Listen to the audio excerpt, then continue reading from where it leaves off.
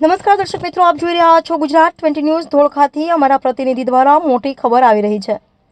Dholka main બજારમાં Alka road પર દેશી દારૂનું ખુલ્લેઆમ ધૂમથી વેચાણ. શ્રીરામ સ્ટુડિયોથી જીકે મ્યુનિસિપલ દવાખાનાવાળી ગલીમાં બુટલેગરો બેફામ. ધોળકા ટાઉન પોલીસ નિષ્ક્રિય કેમ?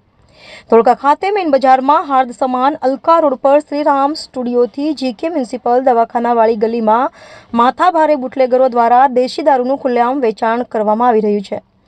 અલકા રોડ પર ધોળકા તાલુકાના 70 ગામોની પ્રજા ખરીદી કરવા આવે છે. મા બહેનો દીકરીઓ પણ આ વિસ્તારમાં ખરીદી કરવા આવે છે. ત્યારે આ વિસ્તારમાં બે રોકટોક ચાલતી અસામાજિક પ્રવૃત્તિથી લોકો ત્રાહિમામ પોકારી ગયા છે. અહીં દેશી દારૂનો ધંધો કરતા લુખ્ખા તત્વો વિરુદ્ધ કડકમાં કડક કાર્યવાહી કરવામાં આવે એમ લોકો ઈચ્છી રહ્યા છે. બુટલેગરોને પોલીસનો જરા પણ ડર નથી.